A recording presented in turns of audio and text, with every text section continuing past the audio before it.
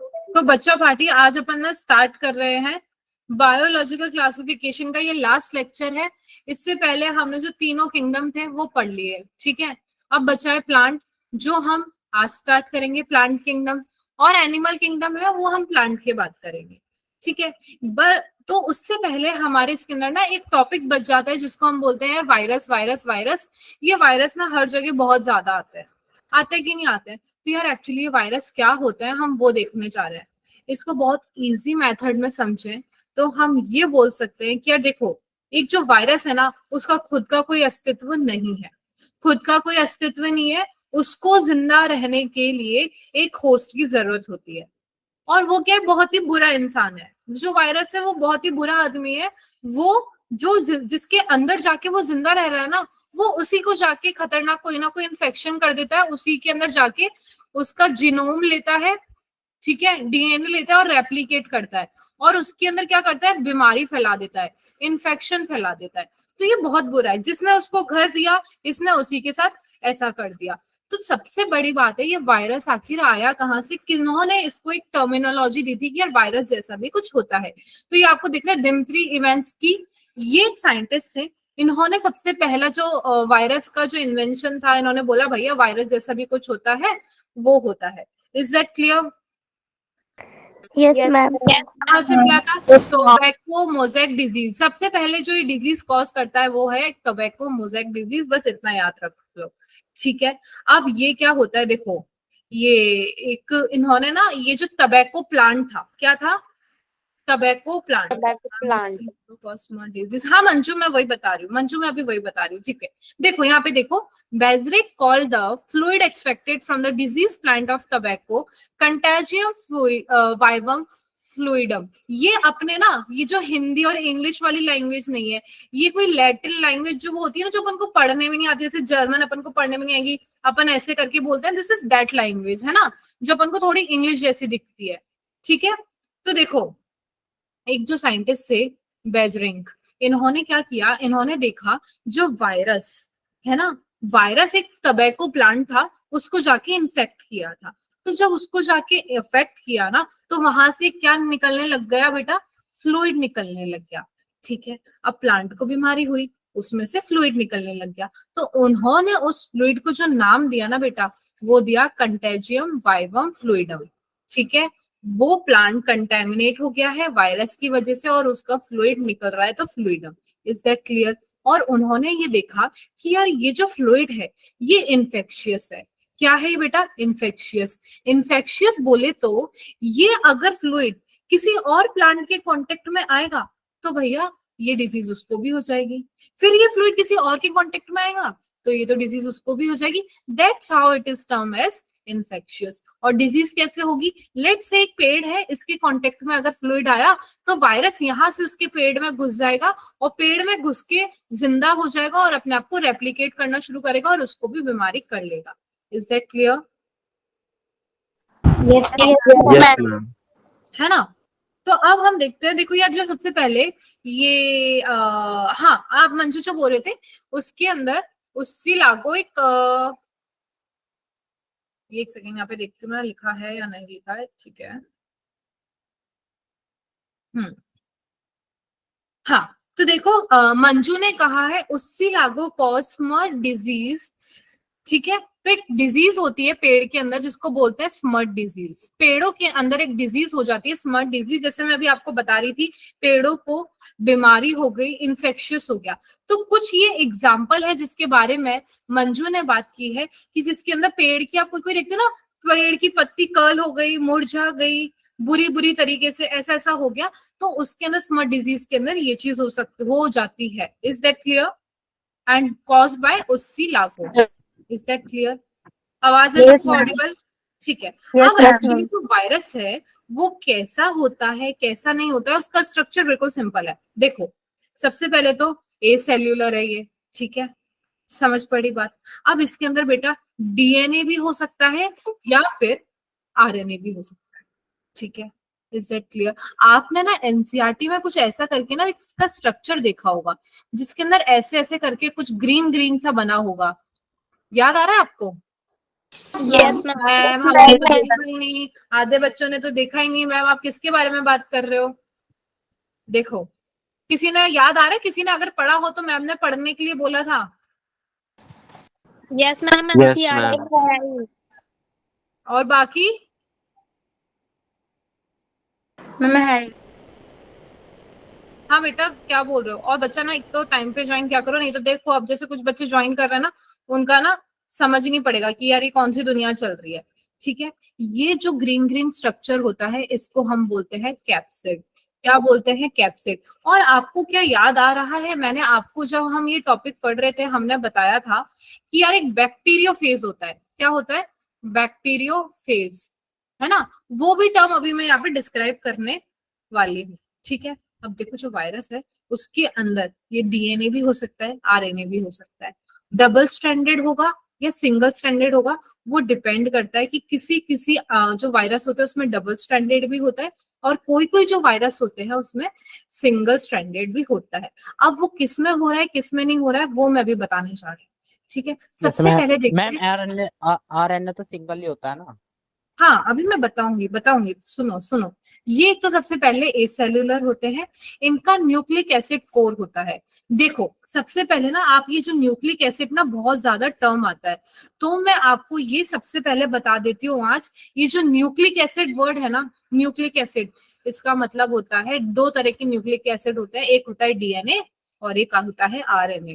तो ये जो डीएनए और आरएनए है ये क्या होते हैं बेटा? न्यूक्लिक एसिड होते हैं। समझे? Yes, ma'am. समझे? Yes, अब ma'am. आपने ये देखो आर जो होता है ना ये अपना वायरस, इस पे हमेशा इससे करके ना कैप्सिड, छोटे छोटे टुकड़े होते हैं, प्रोटीन कोट होते हैं। ये क्या होते हैं? प्रोटीन की कवरिंग होती है इनके ऊपर, जिसको बोलते हैं कैप्सिड। ठीक है, इज दैट क्लियर? ये अब है ना, देखो हम इनको ऑब्लिगेट पैरासाइट भी बोलते हैं। हम इनको पैरासाइट इसलिए बोलते हैं क्योंकि ये हमेशा लिविंग ऑर्गेनिज्म को ही हार्म करते हैं। ठीक है, जैसे नहीं वो बोलते लीच चिपक गई, खून चूस गई, दिमाग खराब कर दिया, है ना? वो जिंदा लोगों पे चिपक के उनको दिमाग खराब करती है ना, वैसे ही है ना वायरस क्या कभी मरे हुए इंसान को परेशान कर सकता है? नहीं। ये पैरासाइट इसलिए है क्योंकि ये सिर्फ है ना जिंदा लिविंग ऑर्गेनिज्म को ही परेशान करेगा और उन्हीं के अंदर इन्फेक्शन कॉज करेगा। Is that clear? और ये डिफरेंट डिफरेंट डिजीज कॉज करती है, प्लांट में भी बेटा और एनिमल में भी। एग्जाम्पल आपको पता है, common cold, AIDS, polio, mumps, measles, chickenpox. ठीक है, जैसे एड्स जो है वो कौन से वायरस से होता है? HIV, human immuno deficiency virus. ठीक है, तो ये भी एक वायरस है। Is that clear?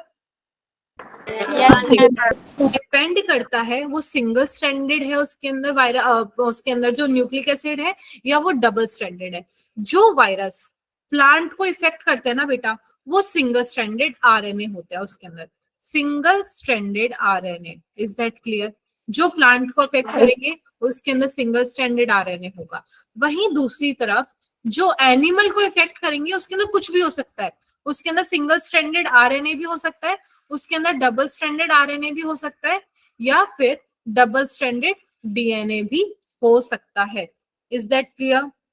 क्योंकि एनिमल को इफेक्ट करना है तो एनिमल बहुत तरह के होते हैं, उनकी जो अंदर की मशीनरी होती है वो अलग होती है। तो डीएनए ना जो वायरस है वो बहुत चतुर है, क्या है, बहुत स्मार्ट है।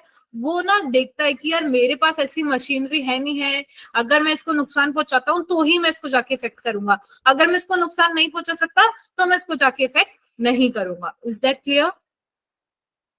Yes, ma'am. चलो, दैट्स ऑल अबाउट वायरस के बारे में, बस आपको इतना सा ही याद रखना है, इससे ज्यादा कुछ याद नहीं रखना। फिर आता है एक टर्म जिसको हम बोलते हैं वॉयरॉइड्स। वायरस और वॉयरॉइड्स में ना सिर्फ एक छोटा सा डिफरेंस है। कोई बता सकता है क्या? कोई बता सकता है क्या डिफरेंस होगा? हाँ बच्चा बोलो। मम्मी बोलो बोलो। वायरस से स्मॉल होते हैं साइज में। हाँ पर ये डिफरेंशिएटिंग फीचर नहीं हुआ। कोई मुझे बताएगा डिफरेंशिएटिंग फीचर क्या हुआ? मैम वायरस में डीएनए और आरएनए दोनों प्रेजेंट होते हैं, बट वायरॉइड्स में सिर्फ आरएनए प्रेजेंट होते हैं। मैम एक ये वायरस की तरह ही होता है, और मैम ये सिंगल आरएनए होते हैं। जैसे ओके, कि बैक्टीरिया वगैरह किसी फूड वगैरह में भी होते हैं। मैम इनके ऊपर प्रोटीन की कोटिंग नहीं होती। Very good. ये कौन था प्रोटीन कोट वाला? Ma'am yes.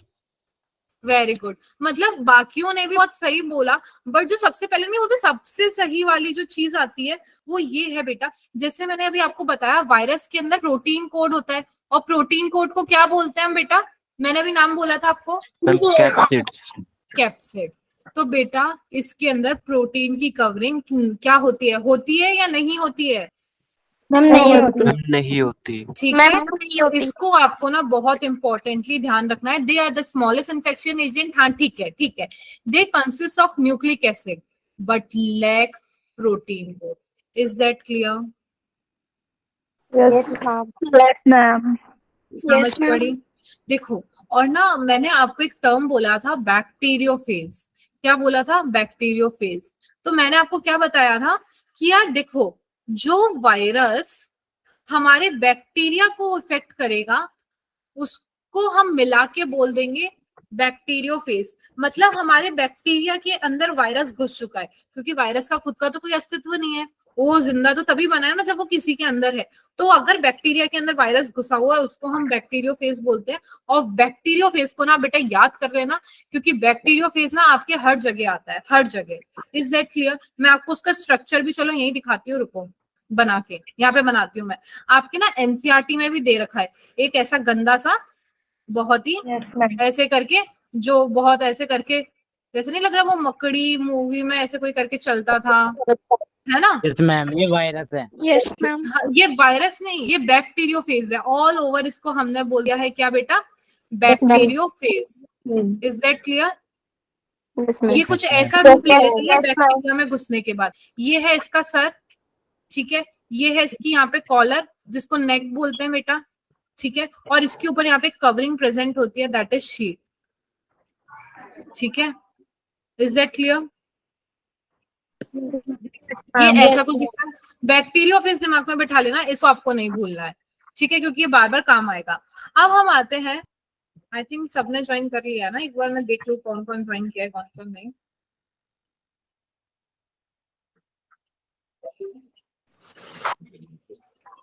एक सेकेंड रुकना।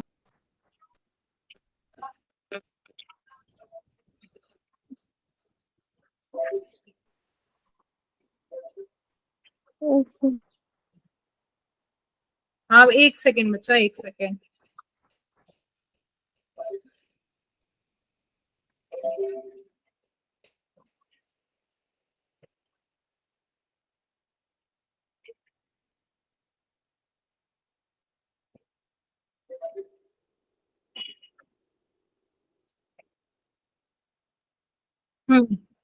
अब अगर और कोई ज्वाइन करे तो एक बार लेट मी नो। हाँ चलो अभी स्टार्ट करते हैं। हाँ बोलो, क्या बोल रहे थे?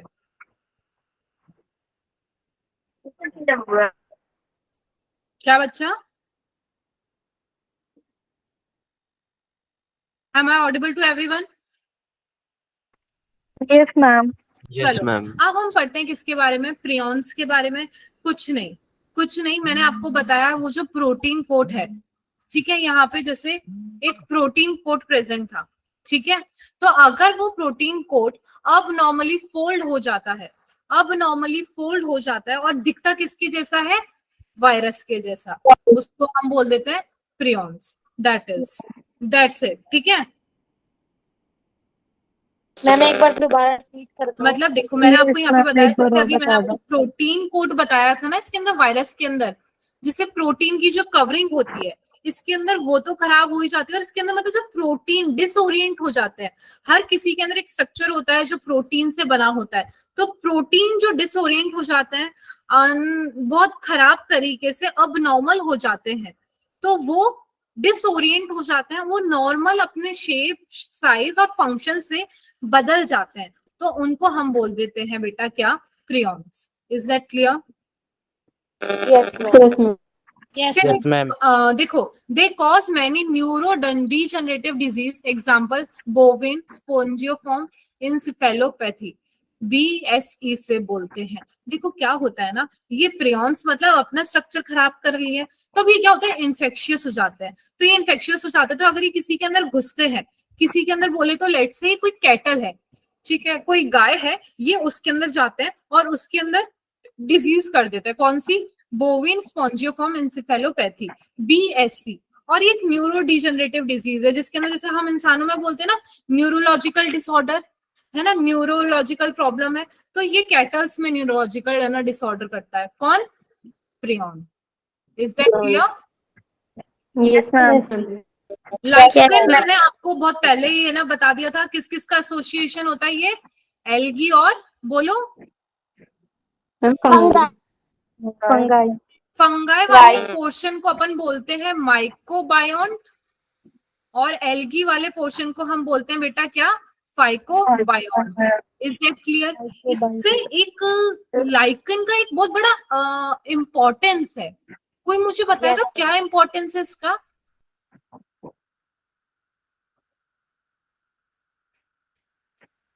मैम एल्गी जो है वो फंगी के लिए फूड प्रिपेयर करती है। नहीं नहीं, ये तो आपस में एक दूसरे का काम कर रहे हैं, वैसे हमारे ये क्या काम का है?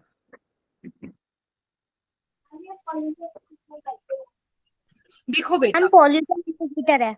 Very good, it is a good pollination sorry my bad, it's good pollution indicator. बेटा ये पोल्यूशन इंडिकेटर है कि कैसे, जहां पे ज्यादा पोल्यूशन होता है ये वहां पे ग्रो नहीं करते, ठीक है।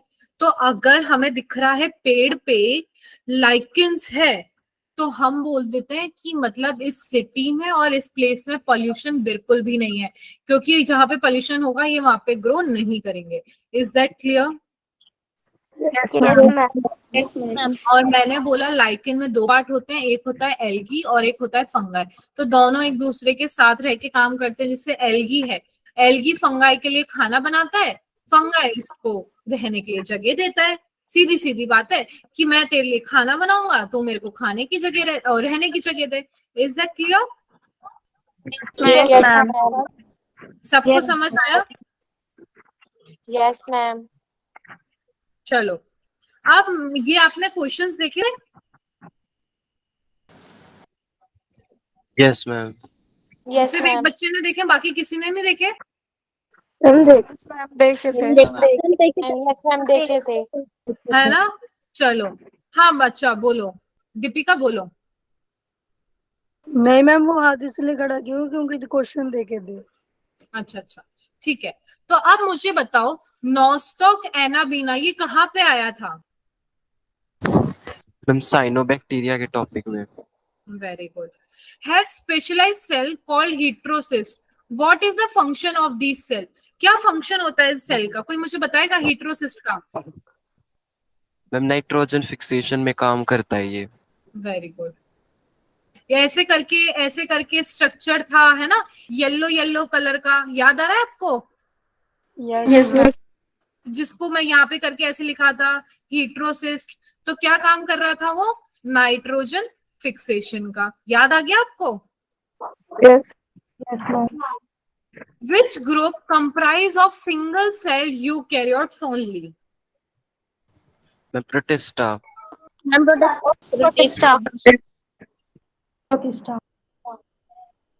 बेटा चीटिंग करके तो नहीं बोल रहे हो तुम?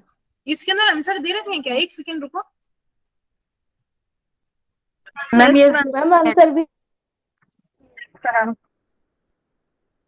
सारे के सारे खराब आदमी हो तुम लोग, तुम्हें करनी नहीं चाहिए थी शेयर। देखो चीटिंग करके नहीं बताएगा कोई, है ना।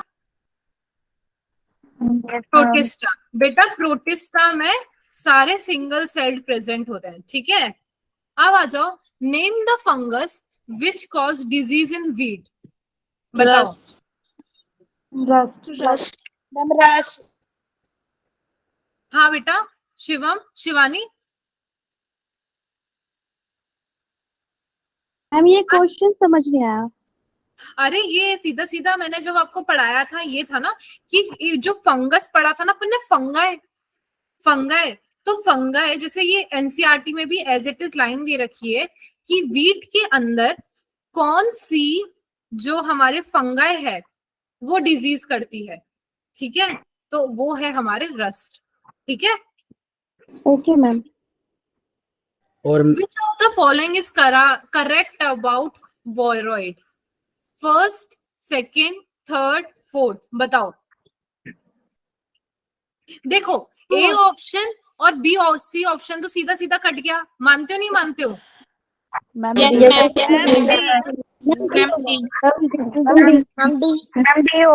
Ma'am D option. तो होगा हमारे फ्री आरएनए, यार उसमें क्लियरली लाइन लिखी थी मैम, इतने इजी इजी क्वेश्चन पूछ रहे हो आप। अब हम आ जाते हैं कहाँ पे, which of the following statement is incorrect. ध्यान से, इनकरेक्ट, ठीक है, गलत कौन सा है, ए, बी, सी या डी, बताओ। मैम ए।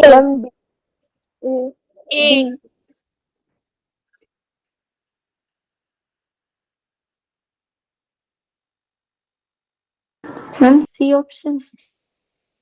मैं ये देख रही हूँ कि मेरे को 4 ऑप्शन पढ़ने में इतना टाइम लग गया है, ये आप लोगों को ये 1 सेकंड में आपने ए कैसे बोला? मैम हमने क्वेश्चन पढ़ रखा था। पढ़े थे। पढ़े थे? Yes ma'am. Yes ma'am. चलो एटलीस्ट आप कुछ तो कर आए हो।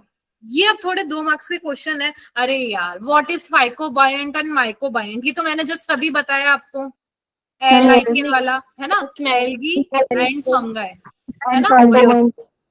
Yes ma'am. रिवर्स, ठीक है। How are bacteria classified on the basis of their shape?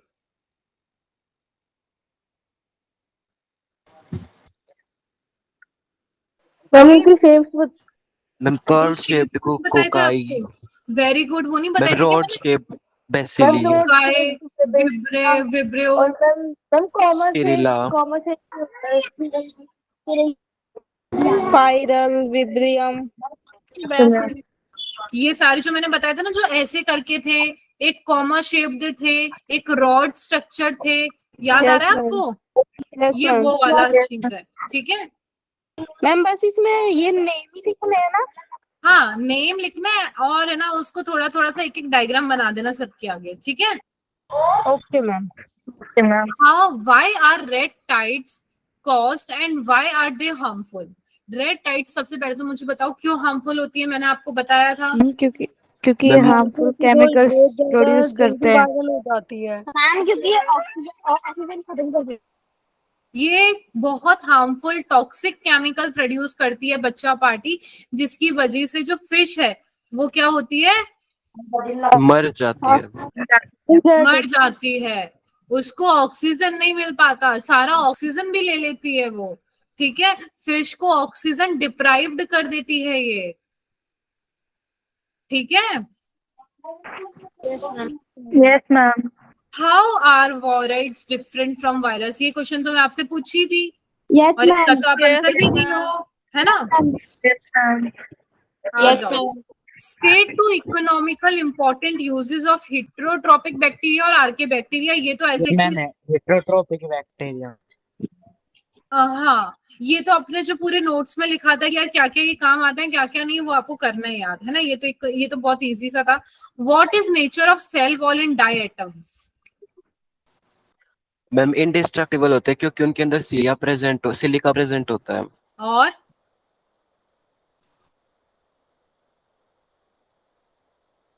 की शेप सोप बॉक्स की जैसी होती है। हाँ unicellular ma'am.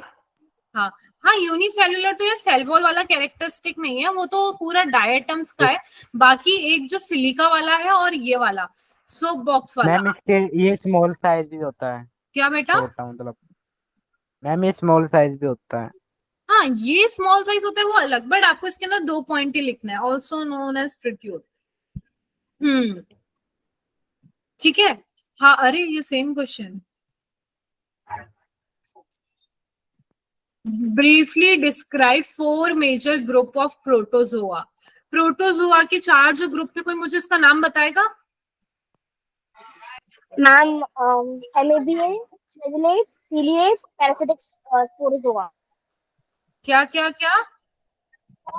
Amoebae, flagellates, ciliates, parasitic sporozoa. Ma'am paramecia. Very good बेटा, पैरामेशिया नहीं बोलेंगे यहाँ पे, ठीक है। पैरामेशिया इसके अंदर आ जाएगा, शायद इस वाली स्लाइड में दे रखा होगा, रुक जाओ मैं एक बार दिखा देती हूँ। नैन्सी बोलो।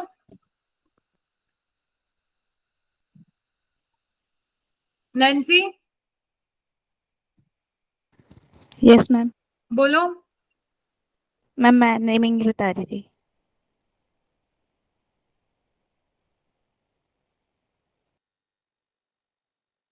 ये यहाँ पे आई थिंक इसमें डिटेल में नहीं दे रखा, देखो।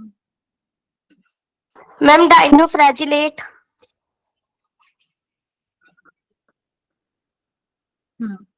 दिख रहा है आपको?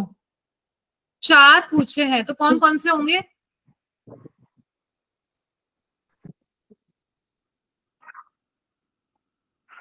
बोलो बेटा बोलो, आंसर चाहिए मैम मेरे को। Dinoflagellate. Slime mould. Ma'am slime mould. मेरे को सिर्फ नैन्सी ने आंसर लिख के दिया है नीचे। Amoeboid, ciliated, flagellated. बोलो। और 3 ही है बेटा, ये तो 3 ही है। मैम मैंने चौथा भी सेंड कर दिया। ये क्या सैप्रोट्रोपिक, ये क्या हीट्रोट्रोपिक बेटा? आप इसकी कैरेक्टरिस्टिक क्यों बता रहे हो बच्चा पार्टी? कैरेक्टरिस्टिक थोड़ी अपन बात करेंगे। ये हीट्रोट्रोपिक उसकी वो कैरेक्टरिस्टिक हो गई, सैप्रोफिटिक उसकी प्रॉपर्टी हो गई। याद नहीं अपन ने, मैंने 4 आपको करके बताए थे, नीचे यहाँ पे कोने में लिखे हुए थे, है ना। मैंने बोला था अमीबॉइड है तो आपको क्या लग रहा है, किस टाइप का होगा? सीलिएटेड है तो आपको किस टाइप का लग रहा है? फ्लैजिलेटेड है तो किस टाइप का होगा? स्पोरोजोन से तो क्या होगा? फिर मैंने उनके एग्जाम्पल्स भी लिखे थे आगे, याद आ रहा है बच्चा? वही। Discuss how classification system have undergone several changes over a period of time. जो भी अपन ने क्लासिफिकेशन पढ़ा ना कि यार पहले 2 किंगडम था, फिर 3 किंगडम आया, फिर 4 किंगडम आया, फिर 5 किंगडम आया, ये पूरी जो जर्नी है इसके अंदर ये वो लिखनी है। फिर फाइनली एक्सेप्टेबल 5 किंगडम था जो किन्होंने दिया था? RH ठीक है। मैम इसमें सभी किंगडम को एक्सप्लेन करना पड़ेगा। हाँ क्योंकि 5 मार्क्स का है ना, इसीलिए। बाकी इन तीनों के अंदर देखो, सेकंड 2, 3, 4 इसके अंदर 1 लाइन इज इनफ।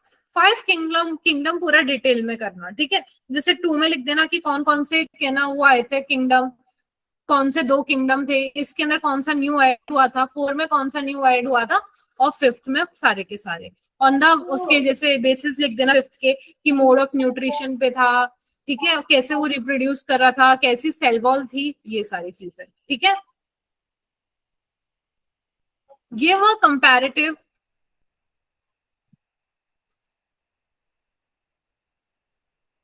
मैम ये क्वेश्चन आंसर करके आपको सेंड भी करने हैं क्या व्हाट्सएप पे? नहीं नहीं नैन्सी, ये वाले नहीं, मैं आपको दूसरे दूंगी, वो वाले करना। Give a comparative ma'am. account of the classes of kingdom fungi under the following: mode of nutrition और mode of reproduction। ये आपको एक्सप्लेन करना है, ठीक है, कि कैसा होता है फंगाई का। ओके आंसर दे रखे थे यहाँ पे सारे लाइन्स, ठीक है। आई थिंक ये सबको क्लियर है। क्लियर है कि नहीं है? Yes ma'am. है ना।